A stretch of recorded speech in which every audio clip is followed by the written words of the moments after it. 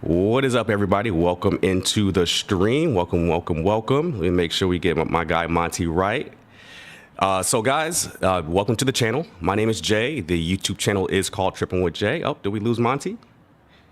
No, I think I'm still here. Okay, there we go. My name is Jay. The YouTube channel is called Trippin with Jay, and primarily we do a lot of reaction videos with a focus on the continent of Africa. However, we have a very, very special guest today, and he is what I like to call the Mexico expat guru. So I have been following this person for quite some time now, and I have just been able to make the proper connections in order to get him on the live stream for you guys to ask your questions. Of course, we're going to ask him questions as well, and hopefully get some good answers out of the deal. And I want you guys to, first of all, before we even begin, in the description box below, there is a link to Monty's channel, and I want you guys to go and subscribe to Monty's channel as well and go support. That's awesome. Without absolutely, man. So without further ado, I'll let him introduce himself. This is Monty from Expat Plans on YouTube. Go ahead, Monty, take it off. What's up, Jay? Thank you so much for the opportunity, man. Hey, I am Expat Plans Monty. If you guys, I think most of you are probably going to be pretty new to my channel, but my wife and I moved to, myself, and my daughter, we moved to Mexico almost 7 years ago. Wow. So we have been, researching and doing all the things Mexico for well over 8 years. And that has led me to create a couple of channels to help people follow in our footsteps. So the idea was to leave breadcrumbs so that other families can see people just like us living, their daily lives in Mexico and not waiting until they're retired. So that's the concept of Expat Plans. But we have a YouTube channel, we have a website, exapplans.com, and we have a program called the Roadmap to Expat, which helps people make the same journey. Okay. That's awesome, man. So, yeah, guys, go support. I know that the video may be going in and out on Monty's side here, so that. But hey, we do it live, guys. So this is get your questions in now. So get your questions in early while we are talking and having conversations, and then we'll go ahead and get those answered by Monty, because he knows a lot more than I do as in regards to relocating to Mexico, specifically from the U.S. But Monty, first of all, man, what is your story and why did you move to Mexico? Why Mexico? So it is a bit of a long story. I was definitely one of those guys like, you are not taking my kids to Mexico, like kind of thing. And really that came when so I'm 51, right? I'm a little bit older than you probably, Jay. And, I have older kids. I have kids that are now 28, 26, 24. And that my older kids, my wife and I have been married for 31 years. And we knew at that time, when we were in our 40s, it would be time to like see the world, right? That was kind of the plan that we had when we were in our 20s. And so when that time came, one of the things that happened to us was that my wife studied abroad in Guadalajara and lived with a family. And that was amazing. That was the tipping point for us, if you will, of really becoming to know Mexico, real Mexico, not Cancun, Playa, or, Cabo and the places that people go to party, but actual Mexican culture. in Guadalajara. And so that family embraced us. They are family to this day. They were in their 70s back then. They're now in their close to, I think Abuela is over 90. And so they are, yeah, they are up there. But we were their first family that they ever hosted. So they hosted my wife and my 3 kids. And so that was interesting that she got to take them with her. And then I came down and, you know, got to see what it was like to be in real Mexico. So that was the genesis of our falling in love with Mexico. And from there it was, you know, when we got to our 40s, it was like, okay, let's figure out where we want to live in the world. And Mexico was top on the list. Oh, man, that's awesome. And also the proximity to the USA. Yeah. So that made all the difference. I'm from Atlanta, right? ATL through and through. So I grew up there, went to, you know, middle school, high school. My wife and I are a Spell House couple. So it was, you know, I'm rooted in ATL culture and the city. And so being close to Atlanta, being able to get there, you know, relatively quickly from Cancun was important. It is a little different. It's a 12-hour trip from Merida. So if you are, it's door to door, 12 hours. So just know. Yeah, that's quite the flight, man. Even from Vegas, where I'm from, it takes at least 12 to 15 hours because you have a layover potentially in Mexico City. And it's just wild, man. Yeah, it's a long day for sure. There's no easy, you know, the fastest you can do is 7, but expect to spend 12. Yeah, hopefully that improves moving forward. I know there are some direct flights to the States to Merida, I think from either Houston, and I think they also have one from Atlanta as well through Delta, if I can recall correctly.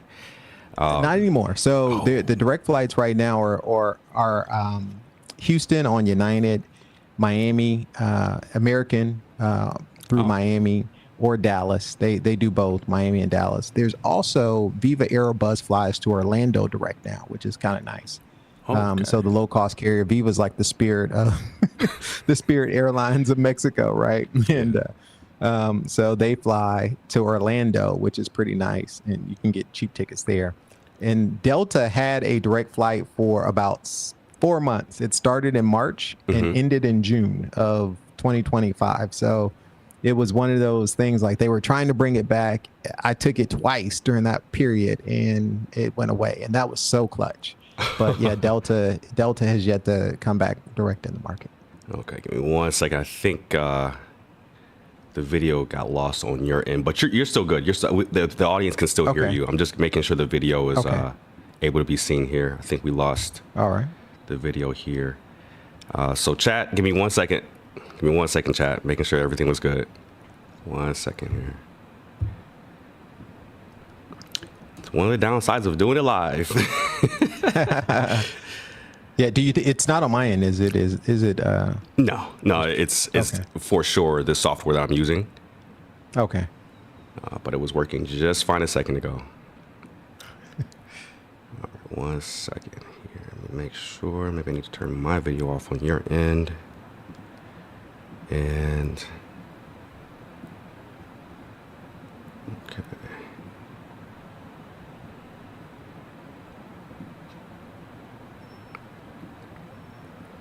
Yeah, for some reason. So while you figured that out, Jay, you know, one of the things of, you know, one of the detractors of living in Merida is that it's so difficult to get to, right? It's not an easy place because normally people are flying through Mexico City to get here, connecting, or you're connecting through one of those other places that we just mentioned. So that is one of the tough parts. It's a little hard to get to, which I think helps keep it authentic and not, you know, international tourist town, but it is a special gem if you actually make it here. Making it difficult to get to is definitely going to keep the experience authentic because a lot of Americans, they're like, oh, there's a layover somewhere. Nah, I don't think I'm going to go there. So it's a deterrent for some folks. Just go to Mexico City or Guadalajara, right? Yeah. All right, folks, I'm just going to... We have, I would say, 3 big deterrents, right? Yeah. Go ahead if you're ready to... Oh, go ahead. The audio video. I think. No, I was going to say we have 3 big deterrents of living in Merida. It's the heat. That's number 1. This place can be hotter, than the sun. Well, just south of the sun, I would say, right? It is terribly hot. Particularly May is the hottest month. So we are coming out at the end of that now with the rainy season just started yesterday. Wow. And then mosquitoes, which is a byproduct of the rainy season, right? So it is now the time where you have to put deodorant and mosquito repellent on every day. So those are the two things. But the heat, the mosquitoes, and also just the getting here, right? The transportation aspect. Those are probably the three biggest attractors of moving to Merida. Okay. See, hey, you guys are getting some sauce right now. Even though we can't see him right now, you guys could at least hear him.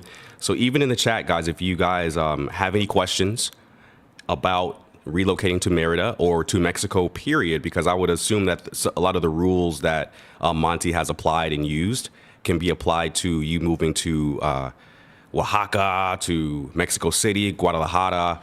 It can be used in different cities. So you guys get those questions in, because typically you're going to have to pay for a lot of these answers and advising as well. So get those questions in. We got a few folks in the building while I struggle with getting the video back on. But I guess we can still continue with the questions, because I have an entire list of questions here for you. Yeah, let's go. So I'm ready. Yeah, so you already had a successful career in tech and cybersecurity. Then you built and exited a franchise. How did that background kind of prepare you for what you're doing now with Exit Plans? Oh, man, that's a great question. Very good question. So, I did a summit on Friday. It was a networking event here locally in Merida, and it got me to reflect on all the things I've done in my 51 years, right? And this is if you ever find me on Facebook and look me up, you'll see that in my Facebook description it says Act 3, right? Like a stage play. Act 2 was the tech startup, or actually Act 2 was the franchise, and Act 3 is the new life in Mexico.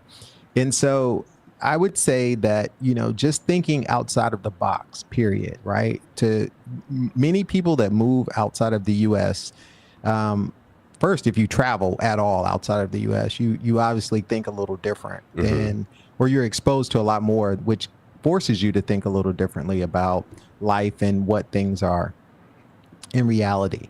And so that, working for tech startups, having my own franchise, and then moving to Mexico, I think just that spirit of, I'm not going to do it the same way everybody else did kind of thing is what drives me to do roadmap to Expat and all the other things that I do with Exit Plans. So it's definitely helped. That mindset has helped me, become an immigrant in Mexico and soon to be a citizen of Mexico, hopefully. But yeah, that mindset has definitely, helped me in that regard, whether it was business or becoming an immigrant. Yeah, let's actually pivot to that and transition over to the visa process and residency options. You don't have to go into a lot of detail, but sure. How did you kind of navigate that first coming here and then figuring out things, or did you get any assistance from any other people that were already living here and kind of mitigate any type of a learning curve? Yeah. So 7 years ago, right, it was kind of like the Wild West, I would say, or 8 years ago when we were planning to do all of these things. I'm very much a strategic thinker, right? I'm on a 460 something day streak on chess.com. Like I play chess all day long, right? Any free time I get, or I'll take 5 minutes and get a game in. My son and I played 3 games yesterday, just really quick, right? And the back then when I did my residency in 2019, it was a little different, but it was, very much finding someone to connect with that knew the process, that could tell you the answers and kind of go through it that way. So we started obviously at the consulate in Atlanta, and then from there you qualify. I was fortunate enough to qualify for permanent residency back then in 2019. So I started off as permanent. And the advantage of that is, all of the time that I was living in Mexico, or since I had my permanent residency, it allowed me to to basically move from permanent to citizenship if I decide to do that, to naturalize. So there is a difference between residency and citizenship. The difference is, as a resident, you're legally allowed to stay here, but as a citizen, not only can you live here, you're required to live here. You can only be outside of the country for so many years, but you can also vote and do things of that nature, right? So you have full Mexican rights with a passport and all of those things. So that's kind of the next step in our journey. My wife, myself, and my daughter, we're all permanent residents. We've all been here for over 5 years, 6.5, almost 7. And, our next step is to decide whether or not we want to try to nationalize as Mexicans or citizens, if they'll have us. So we will be happy to. I'd be very proud to choose my citizenship as opposed to having it chosen for me by a boat trip. Right. Oh man, and that is amazing and also scary at the same time, because I know that with this becoming a Mexican citizen, there's like a Spanish proficiency test that you have to pass and a history test, right? Absolutely, yeah. So the advantage of having a child in school here is I'm learning, she's learning the geography stuff. So we were just talking about the Constitution and the amendments and things of that nature with her geography homework the other night on Sunday.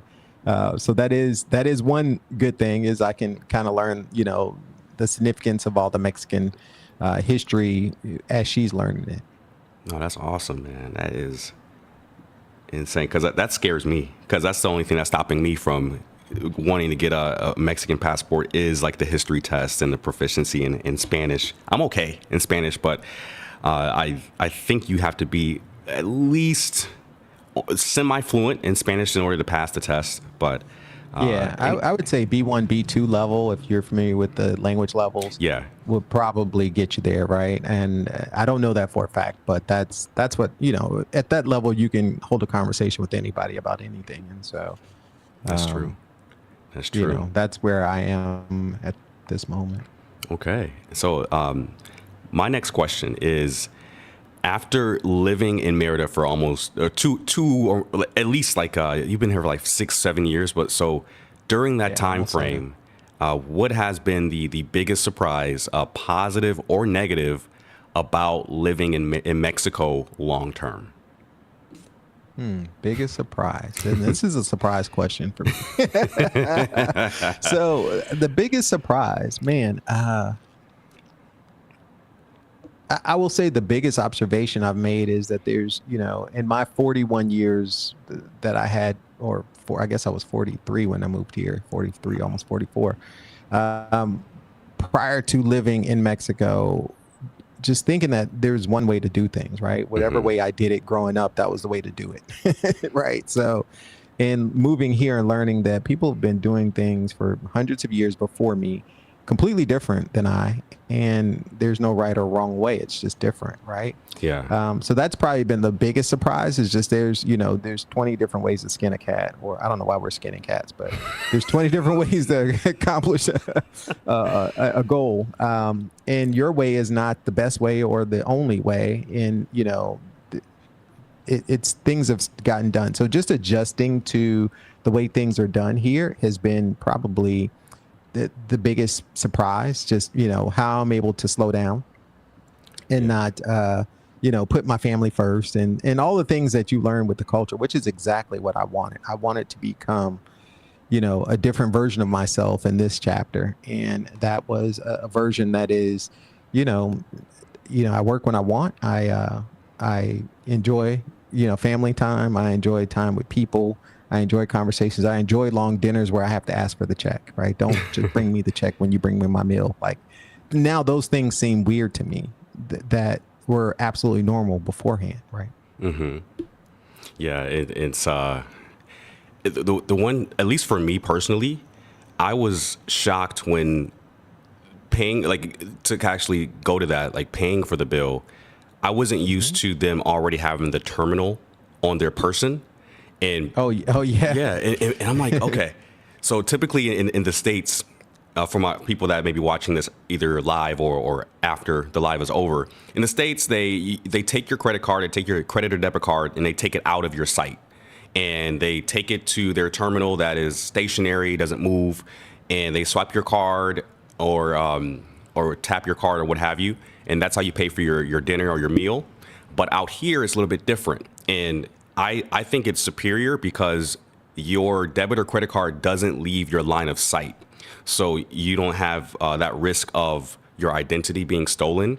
Because it's happened to me in the States where they've just taken my card out of my sight, took a picture of my debit or credit card, and boom, they can rack up some charges. But here and in other countries in Latin America, they'll actually have the terminal.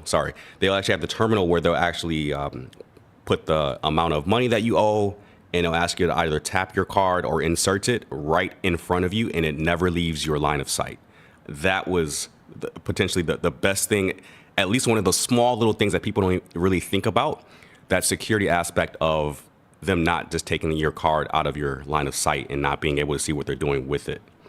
When I go home and, I like, get the check or whatever, and they're waiting to take the card. I'm like, where are you going with my card? Right? Like, hold on a second. And you got to realize, like, oh, I'm not back, I'm not in Mexico anymore. So there's a whole different relationship when it comes to money and transactions, financial transactions. I just did a live stream on Saturday, and that was the entire discussion was about, how living a dollar life or earning in dollars, but living a peso life is so different. Right. Mm-hmm. And that was one of the things we didn't talk about, the credit card thing, but just, the whole culture. Like, I was super shocked when someone sent me a picture of their debit card to put money on for, services that I was getting. Right. It was like, you just send me your debit card.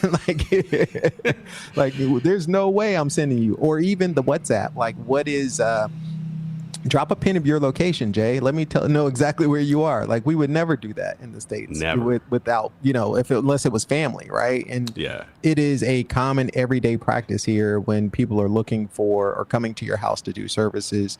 They want you to drop the location pin, not just the address. So, those little things are subtle, but very different.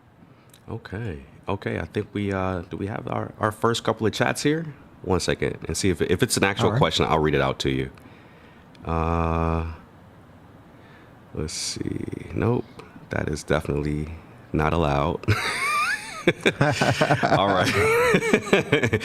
Yeah, profanity isn't allowed in my chat. So, okay.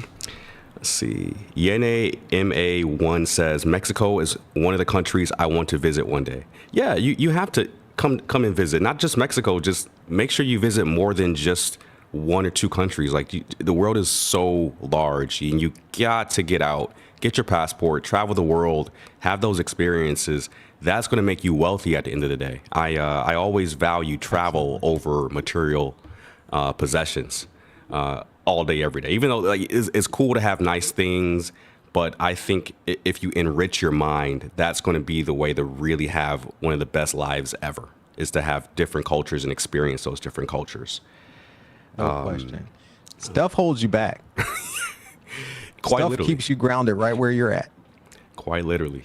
And you can't, like, this is another good question. So what did you bring with you to Merida from Atlanta, and how did you get your belongings here that you did bring over? Yeah, we brought quite a bit, and it was shipped. Right. We shipped some stuff over. So I am sitting comfortably at a desk that is, that I had back home. But the original plan wasn't to bring things. The original plan was to sell everything, including the 7,000 square foot house that we had in Fayetteville, right, in Atlanta. So I was like, everything's for sale. And the video's up on the channel somewhere if you want to see what that looked like. But yeah, everything was for sale. I had no intentions on bringing any of this stuff. And in fact, when we first moved here, we set up an completely separate house. So we had another house that was already fully furnished and up and running with appliances and everything. But mid-game, deciding, we tried to do a yard sale. So the first thing we did was a friends and family event where we blessed our closest people with anything that they wanted in the house, essentially. Like, come through, make me an offer of chores. Like, I can't go with me because I already got stuff down there. So that was the first thing. And that felt really good, right? Knowing that the stuff that you purchased or whatever was going to either helping someone, have nice quality stuff that was at an earlier stage in life, or it was going to someone that you loved, right? It was like no big deal. So to me, that was a really good thing. But the thing that rubbed me the wrong way was doing a yard sale and have people offer you literally pennies on the dollar, right? So I have, this wrought iron patio furniture that is here, and people would be like, "Oh, I give you $500 for the whole set." I was like, "This cushion costs more than $500, right?" So we're not doing that. They're like, the value of this stuff. Like, come on, like at least make me an offer that's not insulting. Yeah. And so mid game, we switched it up and was like, let's find a mover, and we did. Okay. And was the cost for the move substantial, or was it pretty manageable? Because I know if you bring certain stuff down with you to Mexico, do you get a tariff or a tax on it if you bring like more than one Yes. laptop or computer?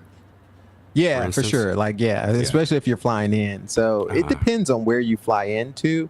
And this was a thing that was catching people off guard a lot. A few years or a few months ago, last year sometime. And so it's always been immigration rules that you could have one computer and one personal device, right? But what was happening was it wasn't being enforced. It was definitely, and that's pretty consistent. It's pretty inconsistently consistent in Mexico, if that makes any sense, right? Mexico inconsistently enforces policies, across the board. That's a consistent thing.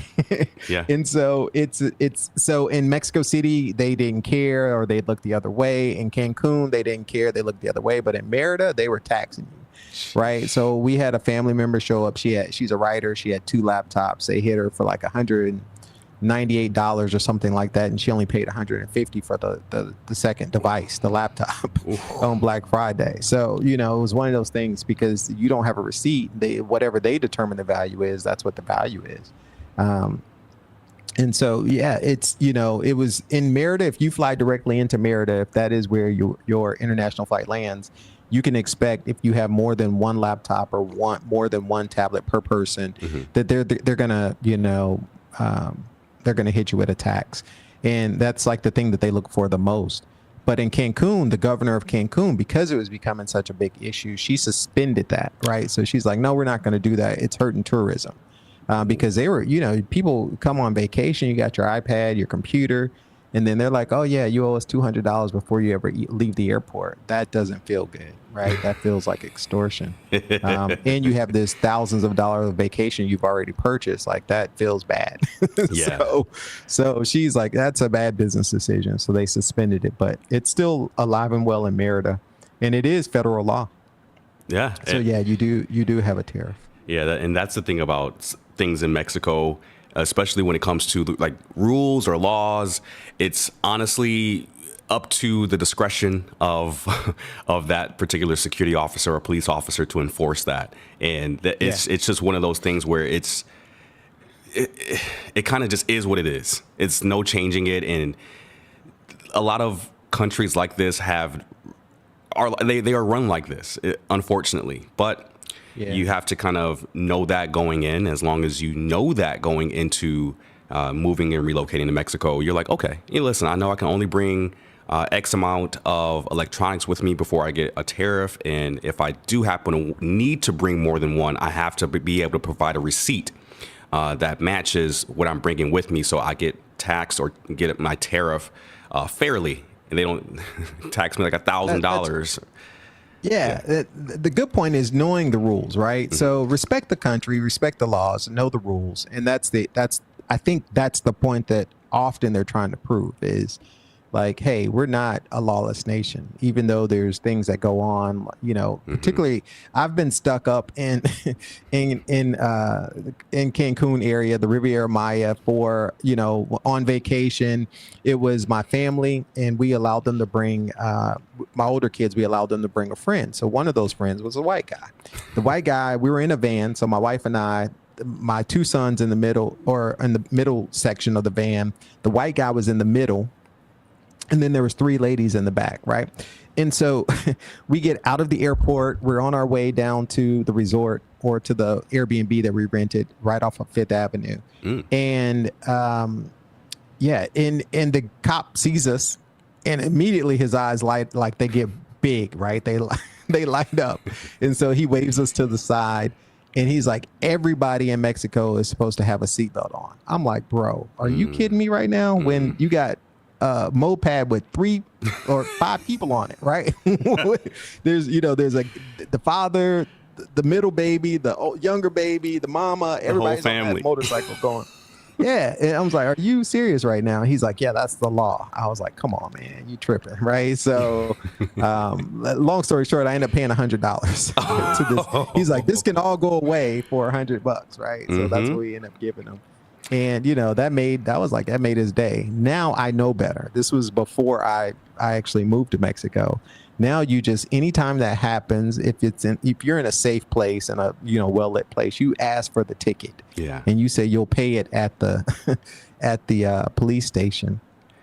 And so normally that will be enough to solve that problem. But if it's in the dark area and it's just you and the police with a machine gun, you probably want to pay. Yeah. Right? You're like, "Oh no, let me see that ticket." Yeah. You're like, what? So, and I've been pulled over here in Merida, and I was truly speeding. I was completely zoned out thinking about where I was going to get ashtrays for a cigar smoking sip that we were having. So I was completely, and it didn't go down the same way. It was kind of like one of those roundabout ways. I'm not going to say the police officer was doing anything wrong, but when I asked for the ticket, the book closed and he brought me my ticket. And, wow.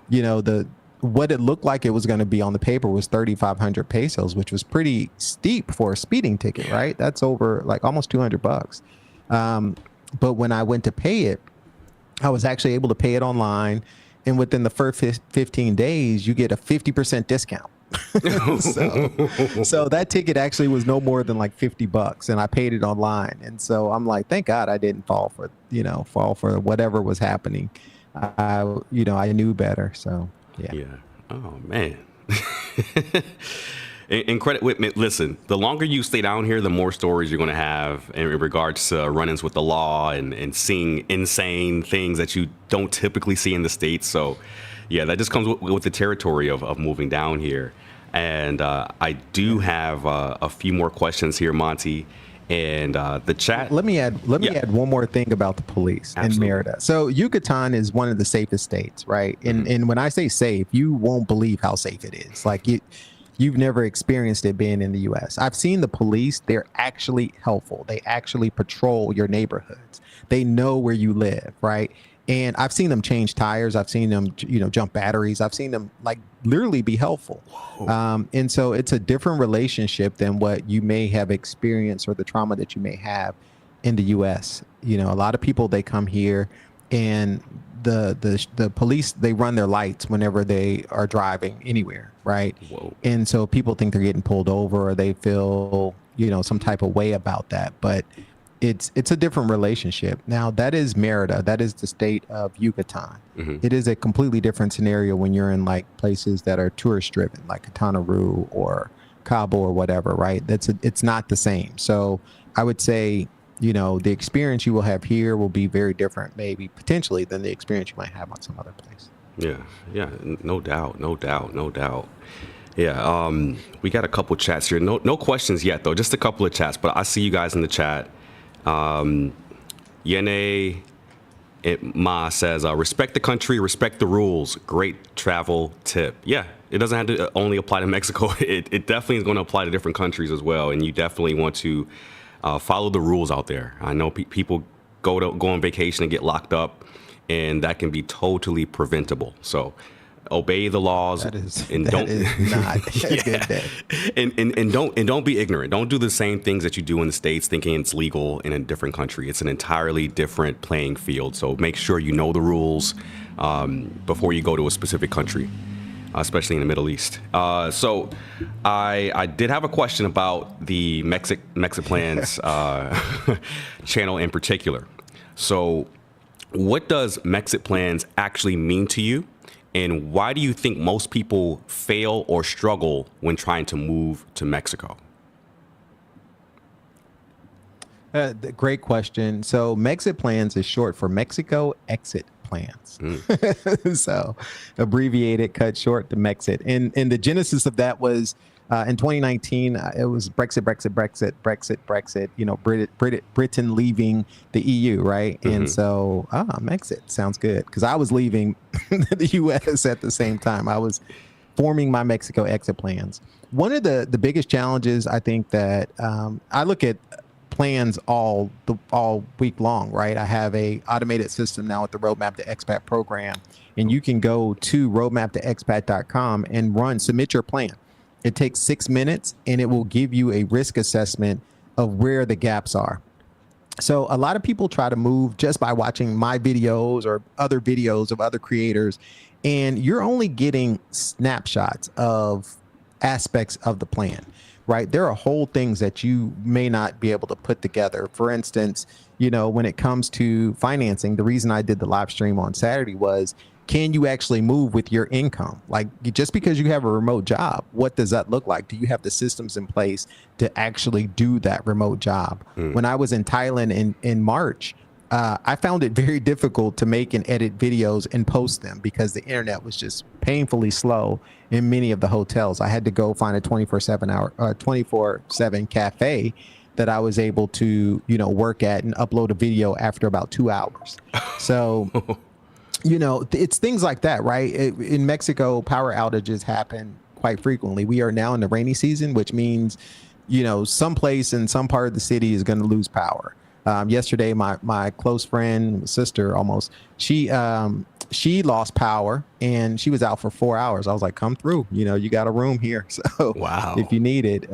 So yeah, she was out for at least 6 hours by the time we spoke, and we still had power and we're right up the street. So it's one of those things that you just have to make sure that your income will travel, because your income is everything. You are not going to move to Mexico and get a Mexican job. That's probably, and even if you could, you're probably not going to want to do that, right? So the key that unlocks everything is earning in dollars and spending in baht, pesos, you know, cologne, whatever it is, wherever you're going. That's true. That is the key. So that is one of the key things, is just making sure your financial systems and finances are in order, because that's the easiest path to go back to wherever it is you came from.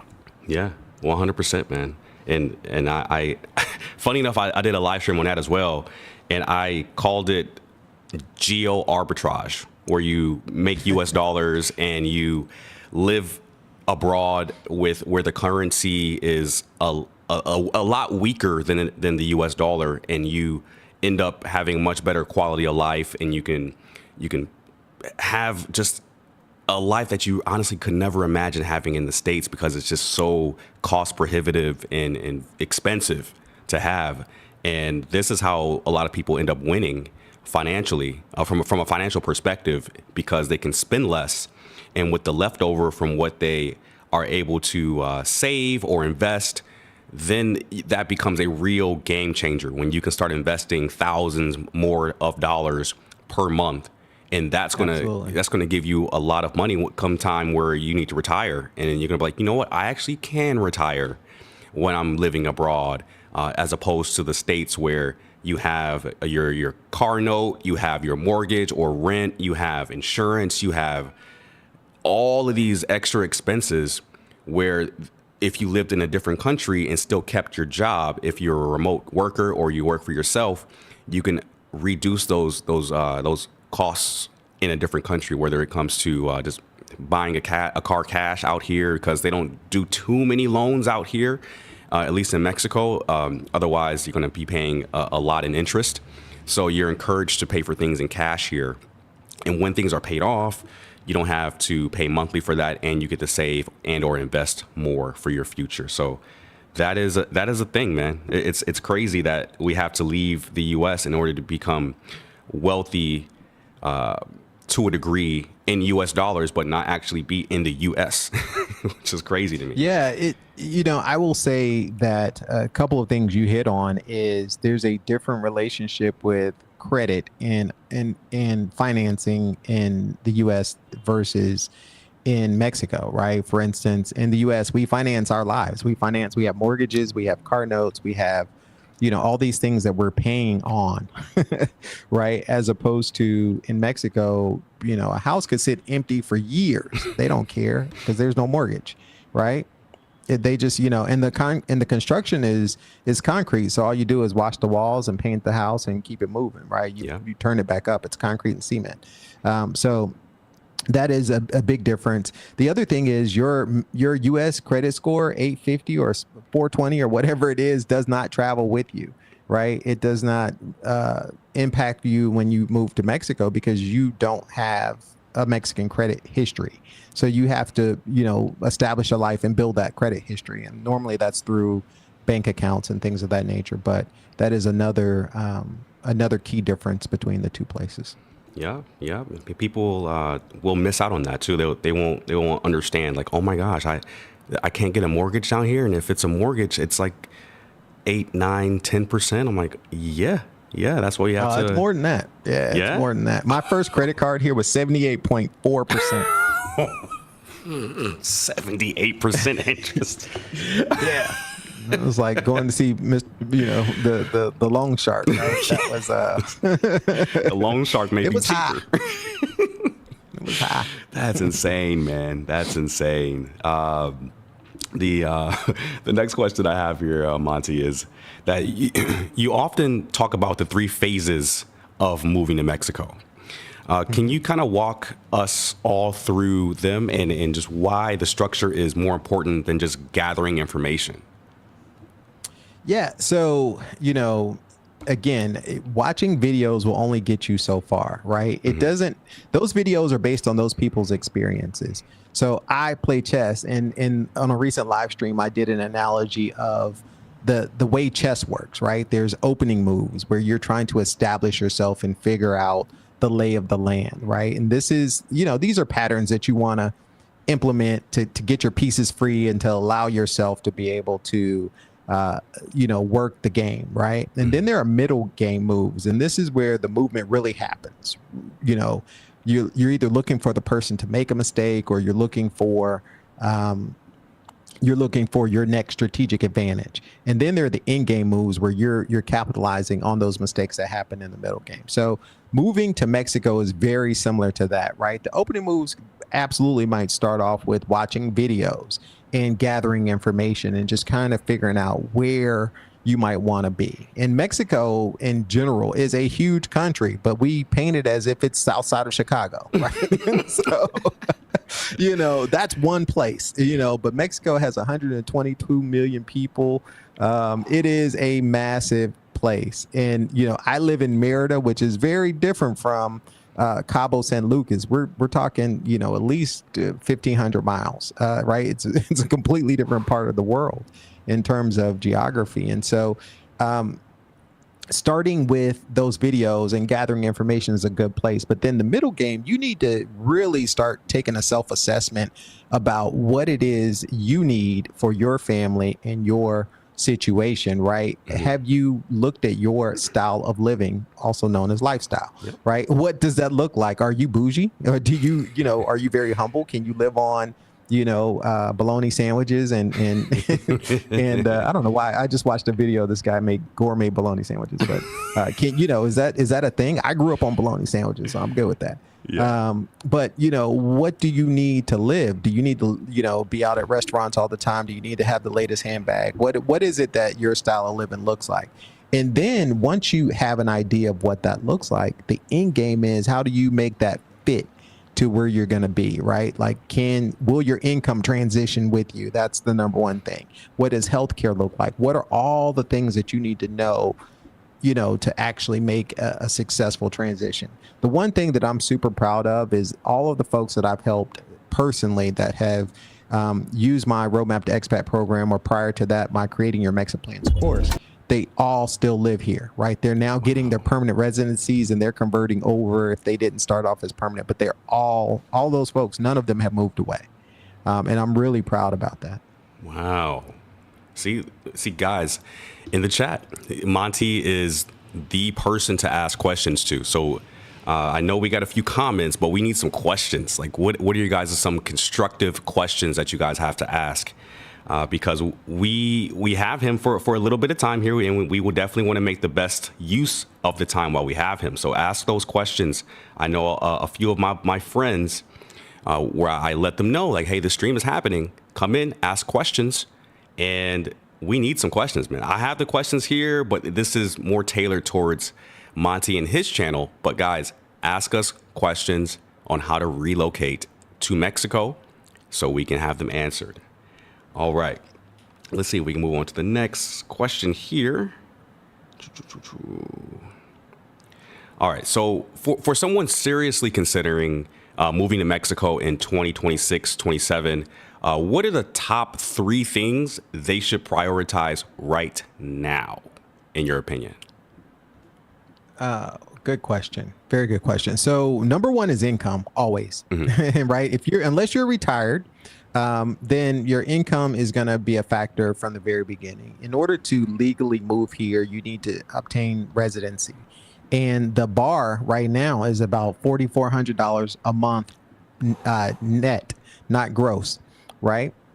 That's $4,400 US dollars per month if you are, still working and receiving an income.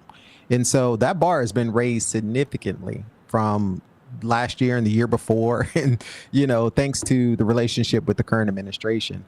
Not to mention, one of the things that catches a lot of people off guard is not only do you need to meet that financial requirement, but once you get here, you have to pay for the process. And that process literally doubled from 2025 to 2026. So it went from 5,500 pesos per person to 11,000 pesos per person. Right. Again, reflective on the relationship between the two countries. And so I think that just making sure financially you are well prepared to move, whether that is, continue working or whether that is business income or rental income or whatever it is, that's step number 1. Step number 2 in 2026 is don't expect everything to be cheaper. Mexico is not a cheap country. And in fact, Mérida is highly, highly desirable, right, for a lot of people. So if you think about the geography of where I am, I'm on the Yucatan Peninsula. I am 25 minutes from the beach. So there's pristine, crystal blue waters just 25 minutes away from where I am right now. Right. And you look at that compared to the U.S., if you're in Sandestin or Florida or any place in Florida, right, Clearwater or any of those places, the cost of living is way more expensive. And we're just on the other side of the Gulf. So this is a highly desirable place internationally, as well as for Mexicans, Mexican nationals that are moving here from other parts of the country, primarily because this is the second safest place, or has been the second safest place for many, many years. Security is a top priority here. One of the things that most people don't know is there's over 3,500 cameras around the city owned by the state, or in the state, I should say. And those that doesn't include all of the personal cameras. So there's almost nothing that happens that's not on camera, multiple cameras, multiple angles. And typically, I read a story a few years ago. A couple was at Chichen Itza, right? Chichen Itza is one of the 7 wonders of the world, and it's kind of out in the sticks. It's way out. It's in the middle of the state. And they parked their car, and they had all of their luggage and stuff in their car. Well, when they came out, their luggage and stuff was gone, right? So they were their stuff was gone. So they were probably coming from Cancun on their way to someplace with all of their luggage. Well, before the person that stole their luggage could even make it back to Quintana Roo, they had them hemmed up with all their stuff because of the cameras. So that is and those cameras came about as a relationship with the U.S. I think it was when George Bush, the senior, made a trip down, and he had them install the cameras for the Secret Service and what have you. And that legacy just continued on. Oh, that's incredible, man. That is incredible. Yeah. I think we had a question in the chat. Let's go. While I'm dealing with this question here, is it coming up? 1 second, guys. All right, I'll just read it. So Salam says, is that for U.S. citizens only or for all?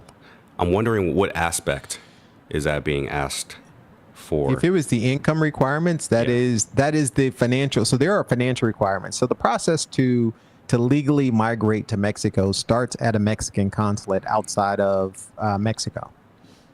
And that process requires you to prove that you're financially solvent, that you can support yourself and your family, and that that's the main thing, right? And they also interview you to make sure you're a good person, you don't have a criminal background, and all those things. And so, that financial. Oh, it looks like we got. Oh, yeah.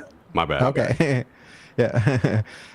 So once you prove that you are financially solvent, and I can see your full background back there. I don't think your virtual thing is working. Yeah.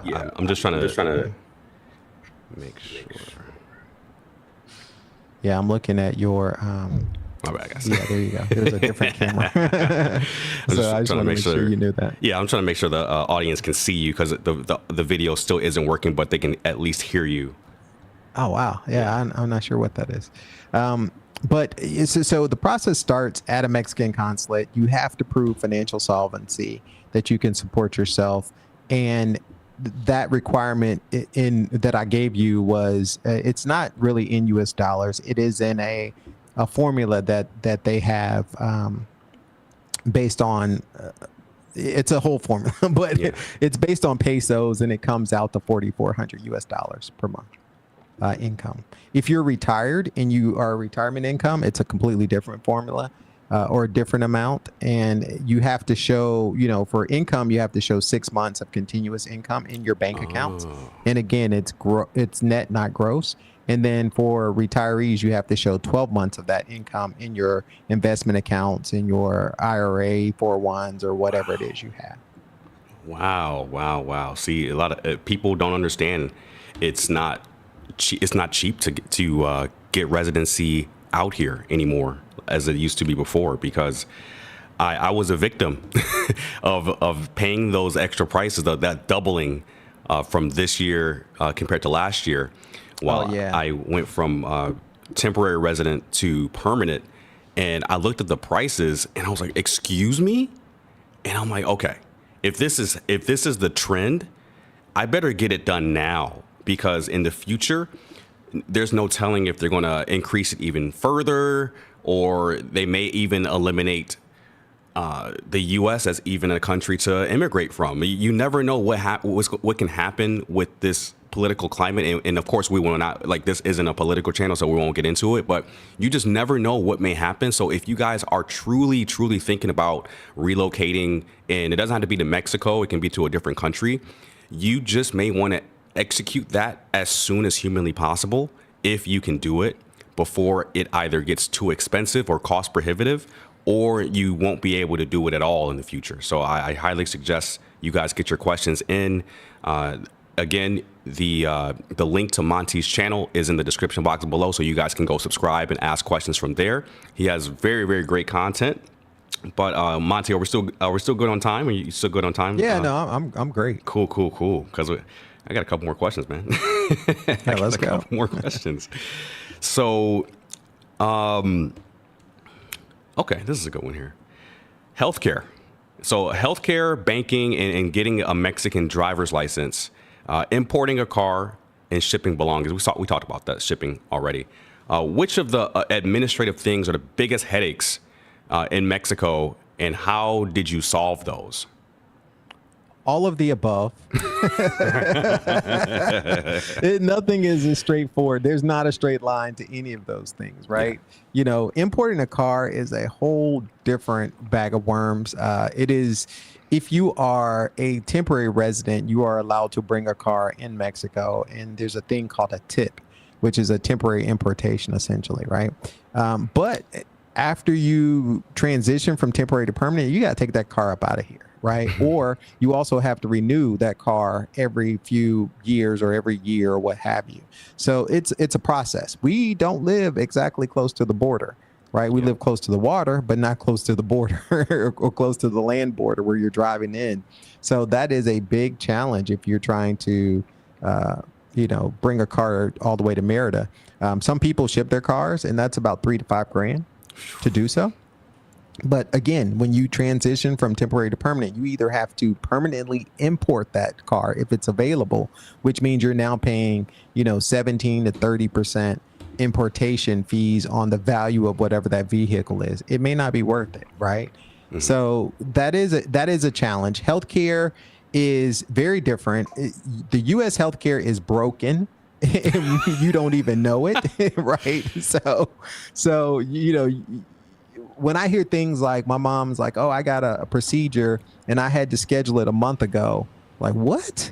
Yeah, Like that is crazy, and it's gonna cost me, $2,500 after my deductible. Say again. It's like you could come to Mexico and get that entire dental procedure for under what your deductible is going to cost, and it's at a top-notch facility, and they can do it tomorrow, by the way. It's just a difference. So healthcare is a different mind shift. All of my expenses for the last 7 years have been out of pocket. Whoa. Anytime we've had any type of, my daughter has extensive dental work done, orthodontics and braces and spacers. And since she was like 3, she's had all these things preparing her for braces, and her smile is going to be beautiful. It's already beautiful, but it's going to, be impeccable by the time she's out of all of this stuff. Yeah. We pay like 600 pesos every month for, the orthodontist to adjust the braces. That's roughly 30 to 40 bucks a month. That's nothing. Yeah, it's and we're talking state of the art stuff. They'll change out all the colors, and they have all of the latest equipment. I've never been to a dentist office that was so well equipped and so as nice. They have a TV that she can watch and all that kind of stuff. So healthcare is very different, and you don't realize that until you're outside of the system of the U.S. We do have major healthcare coverage, and that coverage is, I call it, major stuff. Like if you're hospitalized or you're in an accident, that's what that healthcare covers. But that is a difference, huge difference in the U.S. versus here. Wow, that type of information you typically will have to pay for, or it's behind a paywall. So being able to provide that type of value and it not being behind a paywall is really, really good information, guys. So if you are really looking to execute some steps in order to be able to relocate to a different country, it doesn't have to be Mexico. These same principles can be used to relocate to different countries around the world. So if you do happen to have a currency advantage, whether you're in an English-speaking country that has a very strong currency, but you don't like what's going on politically or what have you, you can use these same principles if you want to move to, like, say, a Portugal or Spain that has a much more stable government or economy. You can use these principles. So this can apply universally across the board for you guys. So this is probably the biggest, to me, the most important question. We're going to hit on privacy when it comes to working from home, or my remote workers and and the people that use VPNs. So with the remote work, the people that work for companies that they are not supposed to work outside of the US, but it is advantageous for them to do so. Can you kind of explain to the audience first? I know what a VPN is already personally, but there may be some people in the audience that may not know what a VPN is and what it does for you. How could a remote worker from the US move down to Mexico and hide their location and and make their employer appear as if they are working from the US so they can live a much better life outside of the US? Yeah, so I would say a couple of things. One, a virtual private network, or VPN, is a system that really includes 3 pieces, right? There is a client, there's a server, and there's an encrypted tunnel. I don't think you guys can see me, but I normally do my little tunnel demonstration. But there's a tunnel that happens between those two, the client and the server. There are 2 types of VPNs that most people are aware of. The first type is a public service. So we're talking about the NordVPNs, the Surfsharks, the ExpressVPNs, and all of those things. Those VPN services are typically housed in the state, or the server for those services are housed somewhere around the world, because they generally have servers all over the world, and they are in data centers. So there's, a large data center with other servers and computers, and all of their clients have access to all of the different servers. So Jay and I are both clients of XVPN service. We all share those same servers, right? And so when Jay logs in and I log in, we get a similar IP address, which is your location. Well, the IP address is kind of like your address on the internet, if you will, right? It is, in fact, that's what IP stands for, Internet Protocol Address. So that is your address of the internet. So it looks like Jay and I are both coming out of the server in Virginia, let's say, right? And when you have a service like a streaming platform that has obligations to restrict what you can see based on where you're geographically located. For instance, if you're on Hulu serves live television in the US. They make their money via ads. They want to serve people in the US, not people in Mexico and other places. So those services will restrict you if you are in those other locations. They just don't work. Amazon Prime is a good example of that as well. So, they have different catalogs. Like Amazon has a different catalog for Mexico than it does for the US. So people will use a virtual private network where the client, it connects to a server in a different location across that encrypted tunnel and appear to be in a different place. Take that same concept and elevate it to, we're not using a public service. There's a personal VPN which you can set up, and that requires hardware. That requires you to be the client and the server, or to own those two pieces of equipment. Once you own those two pieces of equipment, you can set that up at a location where you're working from. You basically can extend your home internet down to wherever it is you're located. So, I use two routers that I have in Atlanta, and I extend my internet from Atlanta to my house in Mexico whenever I need to access services that restrict me. And it's all kinds of services. It could be things like my local gas company. When I still had my house in Atlanta, I could not pay my gas bill or my electric bill because it was specific to my county, right? I was with the local co-op, Coweta Fayette EMC, and I could not pay my bills without being on a VPN. So I would use my local VPN connected to my home in Atlanta and extend the internet so that I could pay my bills. It could be going to, if you're from the Southeast, if you know about Publix or CVS or any of those local grocery store or drugstore chains, they restrict you from being able to access their sites. Same concept. The VPN allows you to still be able to access those things because you're coming from the internet at your home location. Man, guys, and Monty is I call him the expert when it comes to VPNs, because almost every expat that I speak to down here in Merida, they're like, "Oh yeah, do you have a VPN? Did Monty help you set it up?" I'm like, like what? and it's crazy how word of mouth kind of travels between certain expat groups here, and you, Monty, you are that go-to person when someone needs a VPN set up, because I've heard your name come out of at least 10 to 20 people's mouths when it comes to getting a VPN set up, or at least finding out information on how to do it. And and guys, this man is the real deal. And I've been waiting a long time to meet him naturally, right? I'm not trying to I didn't trying to have this interview like unnaturally. I want to actually meet him, and I wanted to do it in person, but we just couldn't find a location to have the interview. But I'm just glad that he's able to be here for you guys and ask questions about VPNs, ask questions about the method and how you can actually move here, because each person's lifestyle is going to be different. So he can't give you an exact amount of money to stack and save. It just depends on the lifestyle that you want. So in general, he can answer any questions rather that you guys may have here. So chat, bring the questions, bring the questions.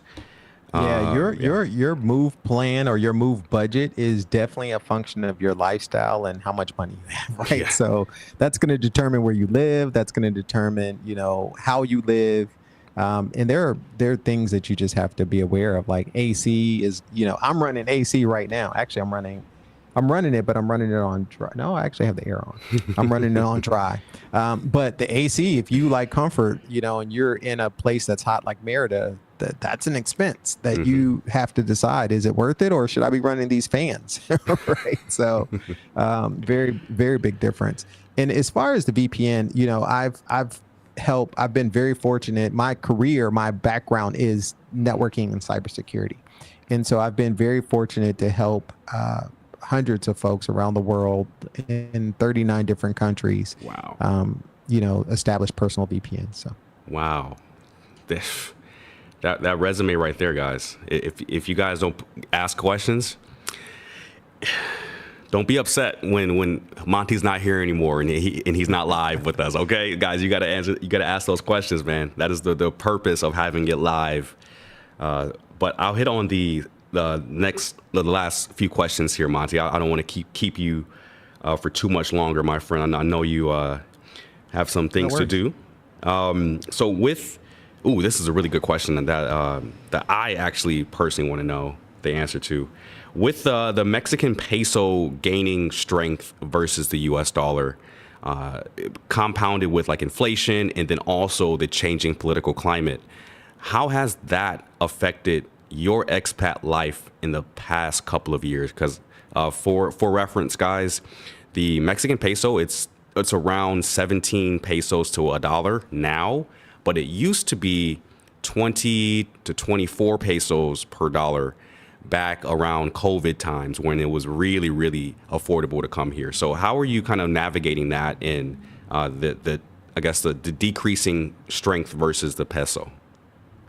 Yeah, I thought I was going crazy, but then, you're talking to people and it's like, ooh, things are just getting much more expensive.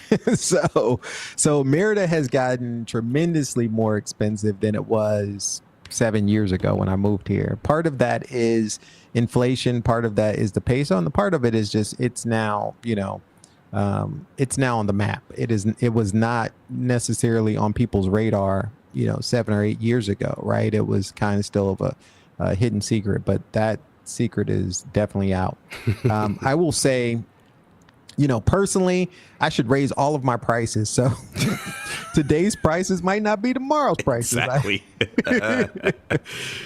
For the same service, right? Just because it is, I'll give you an example. I moved a while ago, and during that move, before I moved, I signed the lease and it was 30,000 pesos, which was roughly $1,500 a month, right? Mm-hmm. And now it's more like 1,750. So yeah, US dollars. So that's a significant increase in your monthly expense, and that was just one area where we saw that increase. But I watched the exchange rate like a hawk. 25 during the pandemic was awesome.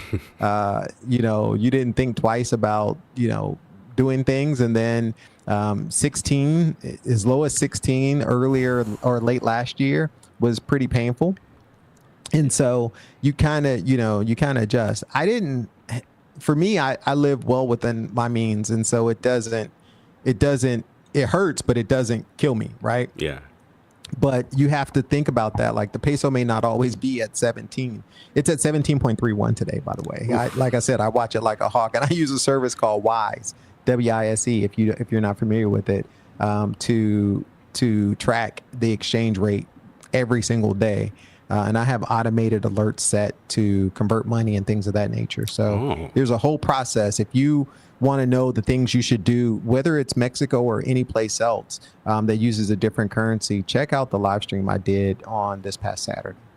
Yeah, guys, go check out his channel, guys. It's a lot more in-depth information that we wouldn't be able to really cover on a live stream. You guys have to watch those videos in particular if you have a specific topic that you have a question on. And Monty's very thorough. From the years that I've been a subscriber of his channel, he's been extremely thorough with how he presents his information and it's very straight, it's very concise, and it's also, in a way, it's entertaining as well, because it shows you the quirks of getting things done here in Mexico. And it's, trust me, this is a very quirky country when you compare it to the States. And let's see, I think I have maybe one more question. Is that okay? Yeah, that's Okay. fine. Okay. Actually, two more, and then we can close things up here. So, if someone is on the fence about relocating to Mexico or relocating in period to any other country, what's your best advice for them deciding whether? Okay, I guess we can kind of hone it down to Mexico only. What's your best advice for someone that is deciding whether Mexico is truly right for them? Get on a plane. Well, get your passport, get on a plane, and visit the place, right? Exploratory trips are a huge part of the process that I think a lot of people underestimate. Let me explain what an exploratory trip is and what it's not. Right? It's not a weekend vacation in Cancun at the resort. Right? That's a different experience than flying to Merida, spending 2 to 3 weeks and living in a neighborhood. Very different experience, two different dichotomies, right? And so it is important that you actually understand, what is it like to visit a grocery store? What is it like to find, I took a client, this is a funny grocery store story. Took a client, she was here for her exploratory trip. The first place we went was to the grocery store to stock up for the Airbnb. We get to the grocery store, we're in the chips aisle. She's getting these tortilla chips, and she says, "Where is the salsa?" I was like, I don't think they have salsa on the shelves here in Mexico, right? And I'd never even thought about that, but we're used to buying salsa in a can. Here, they make salsa almost like fresh from the age of 3, right? And so they have salsa ingredients, but I don't think and I can't remember if we even found salsa, but they don't typically have salsa in a jar like you would find in the States. So, those little things, right? And there's a ton of those. The one thing I will say about living in a foreign country is the first year or two, you're going to feel like everything is just so different, and it could be frustrating, but that's when you're growing. You're going to be in an incredible moment of growth, because you're going to be learning the language. Maybe you're going to be just adjusting to how things are done, or trying to solve. Everything is a little puzzle. Today, my wife was making muffins for my daughter, and we ran out of gas, right? Not uncommon. I mean, it happens. Yeah. You don't want to have it happen when you're cooking muffins, but it did. So the muffins got ruined. But I need to get gas after this, but I know exactly where to call and who to do, how to get the gas. And so, it took the first time to figure that out. And now, once I figured it out, I'm able to document it. But wherever you go and check it out. Go and see if it fits your life. You may get here and decide in May, this is just way too hot for me. I can't cut it. And that's fine. There's a ton of other places to live in Mexico. Yeah, you just have to figure out where that was. It could be San Miguel de Allende. It could be Mexico City. You have to just have boots on the ground and figure out what the right place is for you, because watching YouTubers, watching videos all day, every day about different cities, it'll help you to a degree, but it's not going to replace you actually visiting a specific city or country. And a lot of people I see on YouTube kind of move sight unseen, and that is definitely not recommended, in my humble opinion. And definitely have boots on the ground. I've seen that. I have a number of clients that have moved sight unseen, but they've done their due diligence. They're not just moving with watching YouTube videos. The people that do that typically end up going back or going somewhere else pretty quickly. But the people who actually do their research, are part of the Roadmap to Expat program, and that have someone that knows the inside out, right? Having that local resource makes all the difference in the world. I'll tell you another story. This is, I was in Thailand in the beginning of the year, and I thought I was going to have to stay in Thailand for an extended amount of time, right? So I started thinking, like, what would this look like for me if I had to live in Thailand? First of all, it is way too far. You hear all these exciting things about moving to Thailand, and it is on the other side of the planet, literally, like on the other side of the planet. So that's a problem. If you have family here, elderly parents, things of that nature, you need to consider all of those things, right? I have kids, so I can't be that far away from my family and my kids. The other thing that was a big challenge was just the language. Thai to me was completely different than Spanish, right? I was looking at hieroglyphics and they could have been speaking ancient Egypt, Egyptian. So like it was completely foreign to me. And I just couldn't catch it. And I'm sure at given amount of time I would have, but it was a completely different feeling. And one of the things I noticed was it activated more of my language ability when I came back to Mexico. It seemed like my Spanish got better because I was so happy just to be able to speak and communicate. So that, the other thing was the mosquitoes and the heat in Thailand was extra. And I'm from a hot mosquito filled place, but it was even more intense than, Southeast Asia was a little different than Mexico. So all of those things combined is just like, this would not fit my lifestyle, no matter how beautiful it is, no matter, all the things that it has to offer, how much cheaper it was. And the food was amazing. But, I did a video on this subject, but it's just those things that you have to kind of come to terms with. Mm-hmm. Yeah, that distance in Thailand is a lot to overcome, especially from the people that have families still here in the States. It's quite a flight to get all the way over there and back. And if you need to come back to the States to take care of anything, you're going to be essentially cooked because you can't get back to the States in time to do really anything, man. And if you make that trip to the States, you got to stay for a while to really adjust to the time zone difference and not be jet lagged. Because that's that time zone difference is a whole. You're half a day ahead. Yeah. Right. And so I'm talking to clients. I'm trying to work. That was, I think I mentioned this earlier. I'm trying to work from over there, but just trying to talk to clients at 5 a.m, which was 5 p.m. the previous day here, or 5 p.m, which was or 10 p.m. was. I think I was doing appointments from like 9 p.m. to midnight, which was like 9 a.m. to noon. So, sheesh. Big difference. Yeah. All right. Let's, guys, the chat, this is your last opportunity to get your questions into Monty. And I have my final question, and it's for your YouTube channel. Where do you see Mexit Plans and your own journey going in the next 3 to 5 years? 3 to 5 years. That is a great question. It's funny because I do a lot of strategic planning, as I think I mentioned earlier. So I've actually thought about this. And this year, even just my website, I've refocused it on, just recently redid my website, mexitplans.com. Go check it out. But you can see that my focus is really helping families move to Mexico. That is what I do.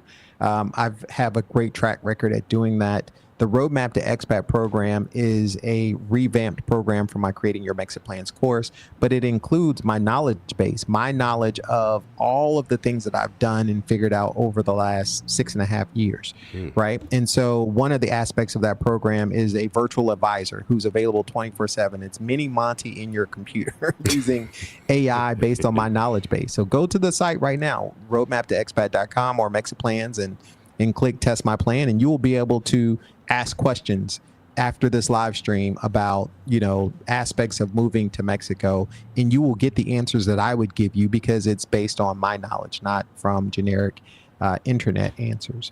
So my channel is focused on helping people move and solve the everyday problems of living in Mexico. And I think I'll continue to do that. I've formed some very good strategic alliances now in 2026 with helping people solve another critical issue. When you get here, where do you live? How do you not drop a ton of money and find the wrong place and then move 3 months later because the house was full of mold or it wasn't, the contract wasn't right or whatever, right? And so helping people eliminate that issue, I've partnered with a local real estate agent who's been here for 8 years, longer than I have. And she's helped hundreds of people move Wow. So I'm partnered with Nova Real Estate Concierge Service, and that will, allow me to work with folks from the very beginning of the planning stage all the way through execution of, finding their home and then being comfortable in their home and making sure they get the right fit the first time. So I think I'll be doing more of that, expanding the portfolio with partnerships for immigration specialists, for transportation specialists. So anything that you need from planning or pre-planning before you move all the way through, I'm living here 6 months afterwards and I'm settled, my family's settled, we got a good school, I found my local gym and my coffee shops, all of that, we can help you make a successful transition to Merida or Mexico in general. Yes, yes, yes, yes. Guys, this is your guy, Monty. Thank you. Well, do you have anything else to say to the audience out here? No, man. Thank you so much, Jay, for this opportunity. I really appreciate it, and I'm glad we were able to get together.